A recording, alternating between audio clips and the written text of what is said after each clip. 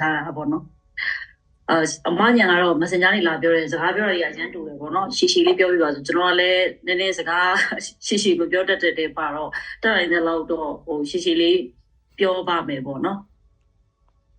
အားလုံးလည်းသိကြတဲ့အတိုင်းပဲကျွန်တော်တို့ဒီဖလန်းမြို့သိမ်းတိုက်ပွဲကပိစမှုပြည်သူဘက်ကရောပေါ့နော်ပြည်သူဘက်ကရောကျွန်တော်တော်လိုင်းရဲဘော်တွေကရောတော်လိုင်းရဲဘော်တွေဘက်ကရောပိစမှုတော်တော်လေးများခဲ့တဲ့တိုက်ပွဲတစ်ခုဖြစ်ပါတယ်ဖလန်းကိုကျွန်တော်ဆက်ဆက်ရောက်ချင်းတော့ကဆိုရင်နည်းနည်းလေးဟိုအမှန်တိုင်းပြောရရင်ပေါ့နော်စိတ်ထဲမှာအရင်ကြီးဘဝင်မကြတာလေးတွေကြုံရတယ်ပေါ့နော်ကြုံရတယ်ဆိုတော့တခြားတော့မဟုတ်ပါဘူးလို့ဒီစစ်ရေးနဲ့ပတ်သက်ပြီးတော့ဒီလိုလေးဆိုရင်တော့ပိုကောင်းမယ်ဒီလိုမျိုးလေးကတော့ပိုအဆင်ပြေနိုင်တယ်ဒီလိုမျိုးပေါ့နော်တခါတလေတချို့ရဲဘော်လေးတွေရဲ့စစ်သားမပီတာတဲ့ပုံစံလေးတွေတွေ့ရတဲ့အခါ၄နှစ်တောင်ရှိနေပြီဒီကလေးတွေစစ်သားမဖြစ်သေးဘူးဒီရဲဘော်တွေစစ်သားဘာလို့မဖြစ်သေးတာလဲပေါ့နော်စသဖြင့်စသည်ဖြင့်ပေါ့နော်ဘဝင်မကြတာလေးအားမရတာလေးတွေရှိတယ်ဆိုတော့အဲ့ဘဝင်မကြမှုနဲ့အတူကျွန်တော်စိတ်ထဲမှာဒီလိုမျိုးပုံစံနဲ့ဆိုရင်ငါတို့အစင်ရောပြေပါမလားငါတို့အောင်ရောအောင်ပါမလားတိန်ရောတိန်ပါမလားပေါ့နော်ဒီလိုမျိုးမေးခွန်းလေးတွေလည်းတော်တော်ကိုမေးဖြစ်တယ်ပေါ့နော်ကိုလည်းမေးဖြစ်တယ်ကျွန်တော်တို့အချင်းချင်းကြားထဲမှာလည်းပြောဖြစ်တယ်ဆိုတော့ဒါပေမဲ့အဲ့ဒီမေးခွန်းတွေအားလုံးကဖလန်းမြို့သိမ်းတိုက်ပွဲနဲ့အတူတူကျွန်တော်တို့အဆုံးသတ်သွားပြီပေါ့နော်ကျွန်တော်တို့ရဲ့တဦးတယောက်တစုတစ်ဖွဲ့ရဲ့စူးစမ်းမှုအားထုတ်မှုနဲ့မဟုတ်ဘဲနဲ့အစုအဖွဲ့ကြီးရဲ့ကျွန်တော်တို့အားလုံးမြေပြန့်တောင်တန်းမြေပြန့်ကရဲဘော်တွေနဲ့တောင်တန်းကရဲဘော်တွေနဲ့အားလုံးပူးပေါင်းပြီးတော့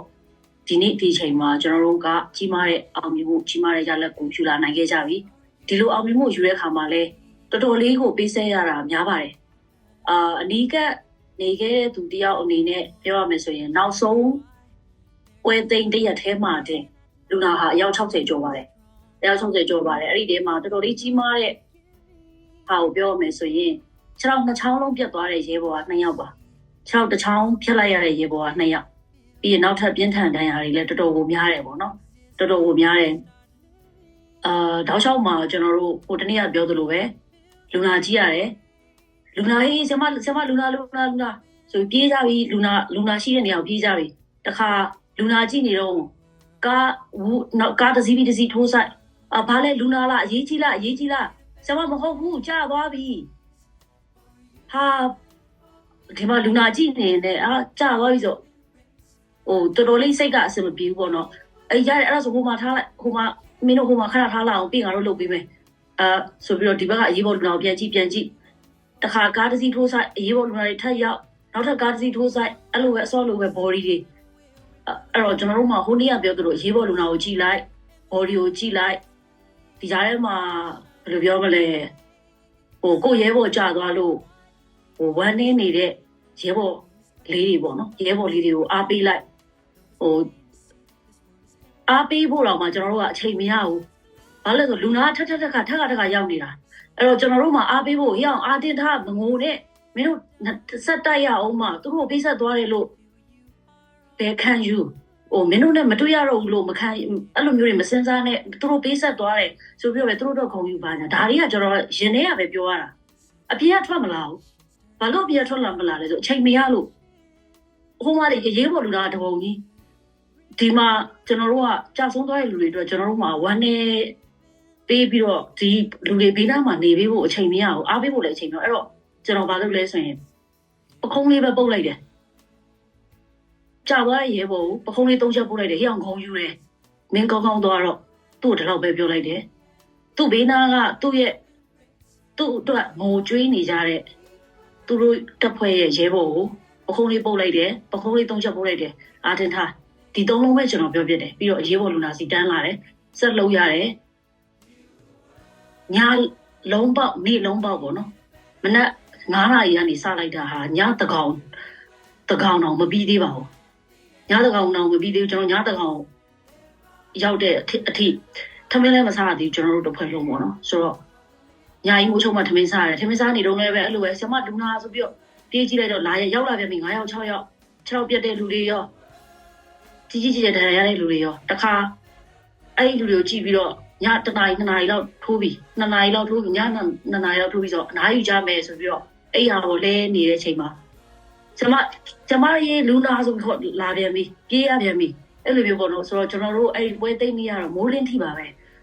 အယောက်60လူနာလည်းအယောက်60ရှိခဲ့တယ်ပေါ့နော်ဆိုတော့အဲ့ဒါဟာတရက်ထဲမှာကျွန်တော်တို့ကြုံရတဲ့အဖြစ်အပျက်ပါအဲ့ဒီရဲ့ရှိမှာလည်းဟိုအဖြစ်အပျက်ဒီအများကြီး